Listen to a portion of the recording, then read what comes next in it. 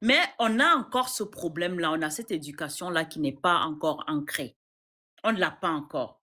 Parce que dès que tu vas tourner le dos, c'est-à-dire qu'il va vendre 10 francs, il va enlever 5 francs, il va te dire que c'était 10, il va enlever 5 francs, il va te dire que c'était 5 francs. Voilà comment la chute va commencer. Tu ne peux pas faire confiance, tu ne peux pas ouvrir une entreprise au niveau de l'Afrique et puis tu viens t'asseoir, tu dis que tu fais confiance. Vraiment, ça là, non. C'est pas possible.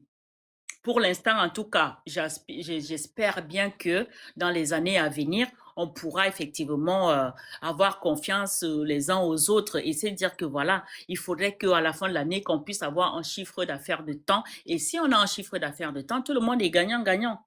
Mais le problème, c'est que nous, on veut gagner sans l'autre. Mais ça ne marche pas comme ça, au fait. Moi, je pense que c'est la jalousie, c'est l'aigreur. On est trop aigri, on est hypocrite même, on est jaloux les uns les autres. Ça empêche déjà de faire les choses ensemble. Et tant qu'on ne brise pas ça, c'est compliqué. C'est très compliqué. Moi, à aujourd'hui, je suis un peu, alors je suis beaucoup Emma, hein. Je suis beaucoup Emma parce que je suis dans l'immobilier aussi.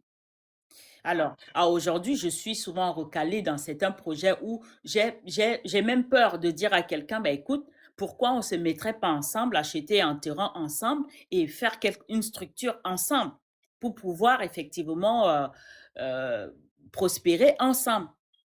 Mais on réfléchit déjà beaucoup. Déjà, chez nous, on réfléchit beaucoup. Parce que dès que quelqu'un va venir te soumettre l'idée, tu vas pas te dire que il faut que je regarde à l'avant. Je vais commencer un peu, un peu. Ah non, je peux pas.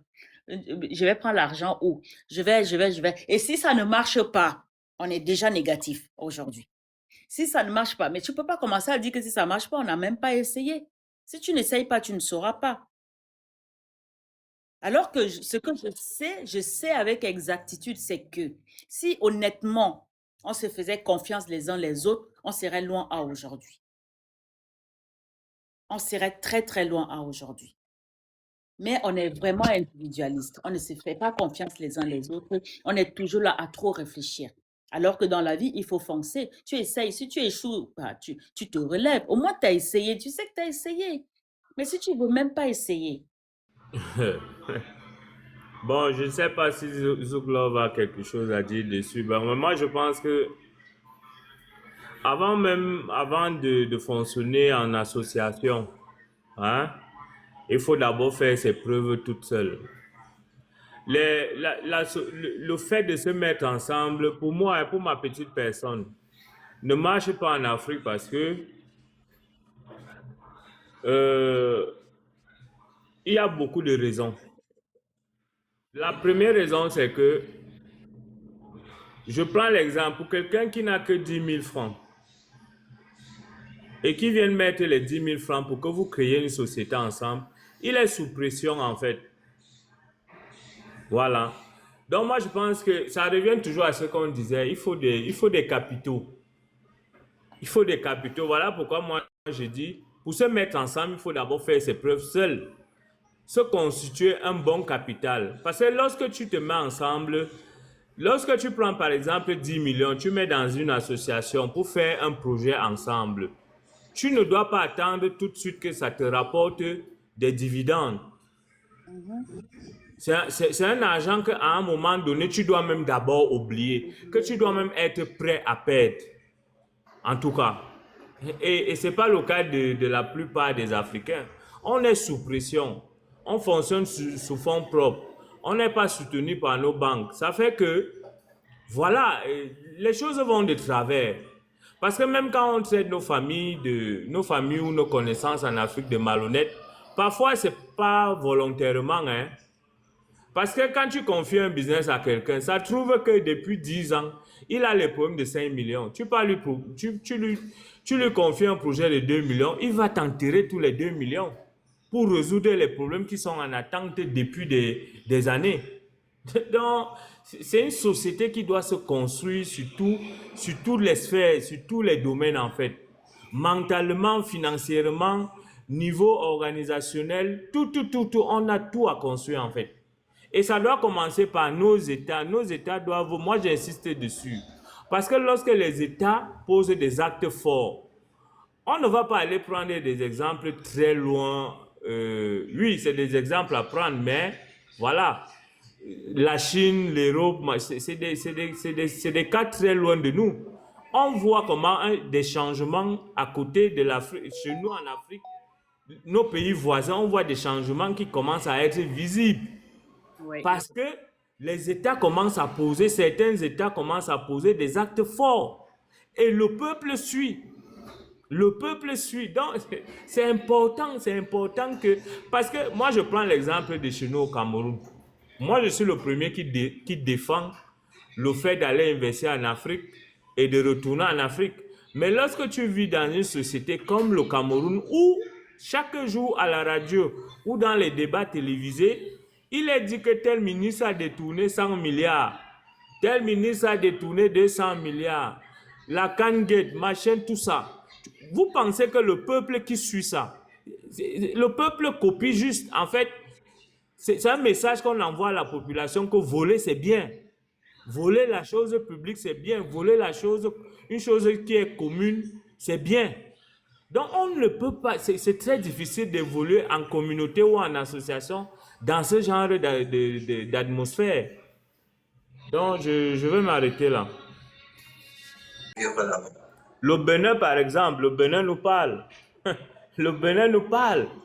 Le Bénin, le Burkina, il y a beaucoup de pays qui commencent à nous parler tout autour. Eh bien, ça, c'est une bonne question. Je me pose la même question tout le temps. Ben, moi, je pense que je peux quand même, parce que, à mon avis, ce qui nous manque d'abord, et la dame a bien fait de le dire, la discipline. Et cette discipline, quand on dit discipline, les gens pensent que, ouais, peut-être nous, les Africains, le Cameroun, nous ne sommes pas éduqués. On parle pas c'est pas de cette éducation dont on parle. Tu vois, Zoatele, tu as posé la question pourquoi est-ce que ça ne marche, ça marche pas en Afrique. Et Emma, il a bien fait de le dire. Moi, je partage son point de vue. C'est l'État. Il n'y a aucun pays dans ce monde entier qui s'est développé avec un État laxiste, en fait. Il n'y a aucun pays dans ce monde qui s'est développé sans que c'est l'État qui ait mis en fait sur pied une bonne base solide pour soutenir tous ces trucs-là. L'État est garant de tout. Si on avait, par exemple, au Cameroun, cette base où on a peur de si, par exemple, Tata Choco met 1000 euros sur un projet au Cameroun et que tu bouffes 1 centime de ce projet, ben, tu vas rembourser ou tu vas en tôle. C'est Et clair. ça, c'est pas toi, ni moi. C'est pas le peuple qui va faire ça. En fait, c'est une décision en fait, étatique avec un état de droit. Je vais aussi prendre aussi un exemple, si tu veux, Zoatele. Oui, mais regarde, hein, Tata Choco, elle a évoqué, elle a esquissé quelque chose là-bas. Je sais qu'elle ne veut pas pousser très fort. Tu sais quoi, au Cameroun, tu peux faire un contrat. Tu vas dans un commissariat, tu signes. Tu laisses à quelqu'un bouffer, il n'y a rien.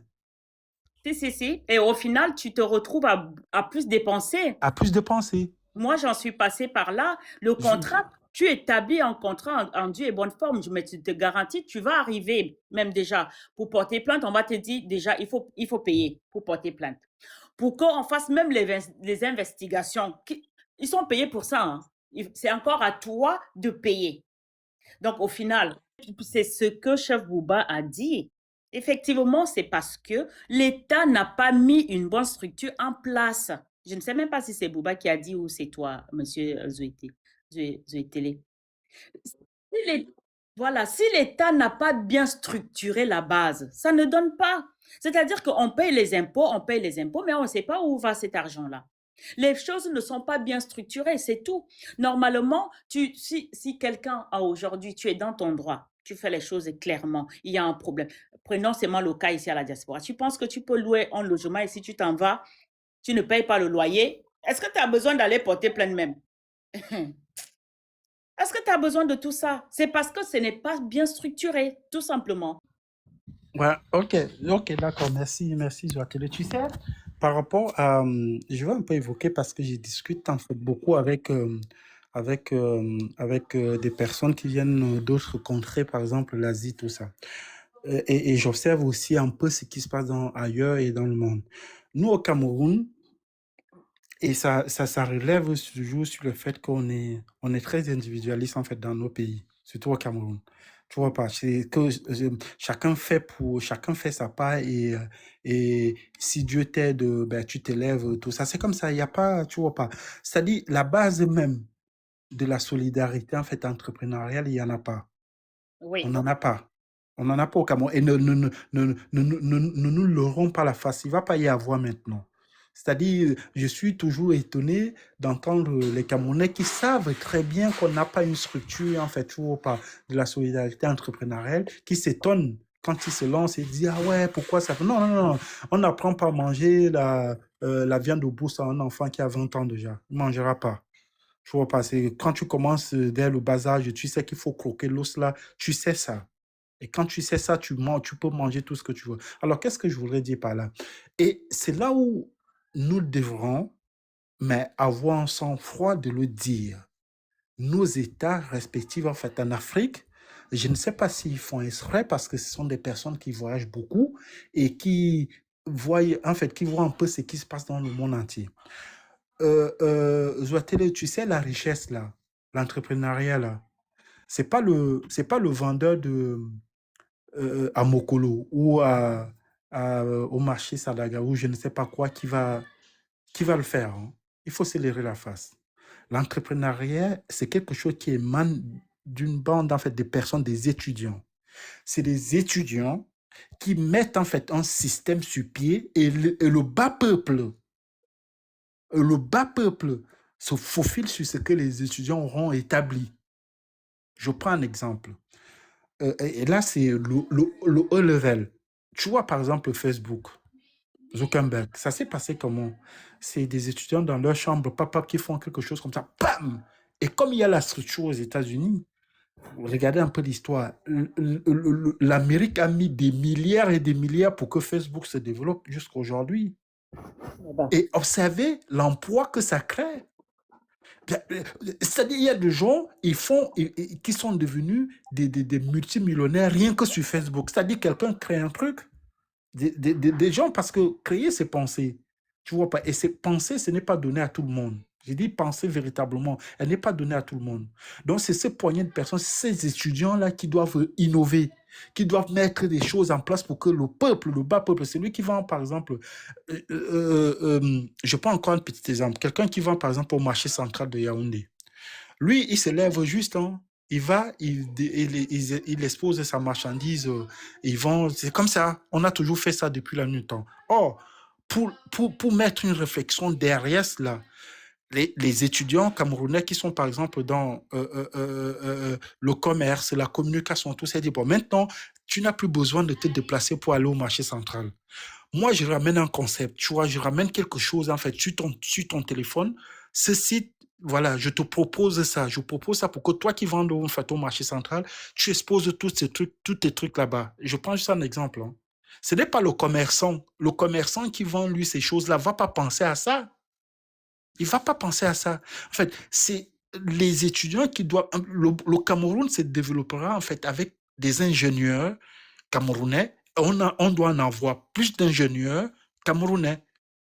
Tu comprends? Si vous ne pouvez pas vous développer, si vous ne produisez pas par an au moins à 10 à 15 à 20 000 ingénieurs, il faut oublier.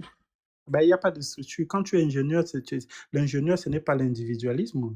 Un ingénieur travaille dans une boîte. Il y a une multitude en fait, d'idées. Vous mettez ensemble. Il n'y a pas de structure. Quelqu'un qui est ingénieur, s'il va rentrer au Cameroun, il n'y a pas de structure, il va faire quoi? Concrètement, Zoatele.